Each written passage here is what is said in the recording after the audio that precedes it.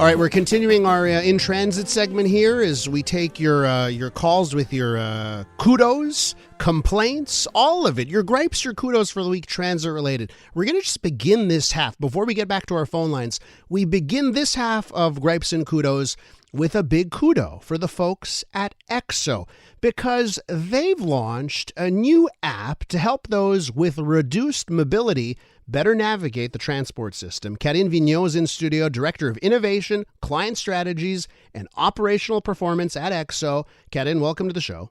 Thank you. Tell me what you're doing here. Tell me about this app. It's called NaviLens.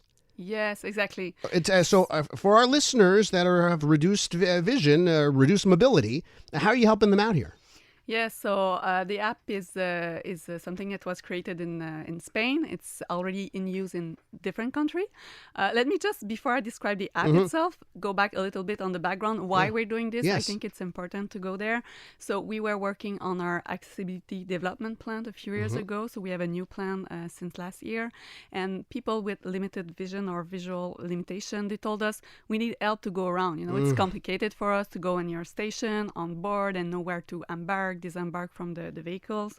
So last November, we thought we will address this by testing the NaviLens solution. So we're really proud. We're the first in Quebec, second in Canada to test this. So really proud of this innovation. And so we decided to do experimentation. So it's very small scale. The idea is we don't want to go big at first. We want to start small and make sure that it's useful for our customer before increasing. Let me tell you something. I have my vision. Very lucky, knock on wood, I've got my vision. It's tough to navigate public transit sometimes. What corridor I go down, where the sign is, you're looking around. I can't imagine for someone who has reduced vision or those types of issues, how much of a godsend an app like this would be. Yeah, exactly. You're right. And the fun thing is that in Barcelona, most of the users of this code they have no limitation at all, but they use it anyway because, as you said, it's complicated. So yes, if you don't see well and you have some limitation. So you said you're starting in a limited fashion? Like who can use this right now for our listeners? So right now you have to be in the Repentini sector. So we use the first accessible bus line that we have is the line 15 in Repentini, and we add this technology. So let me explain to you how it works really concretely. So you're at the Repentini station, you open the free app, which is NaviLens. It's created by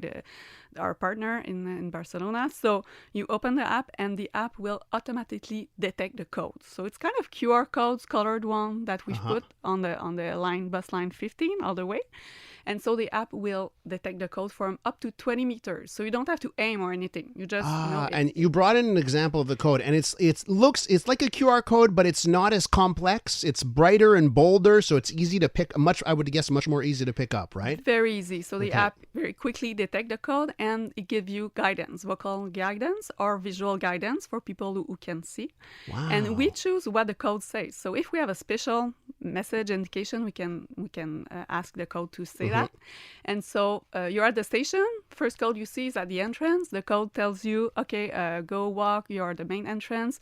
Your ticket counter is on the left. The bus stop is on the right.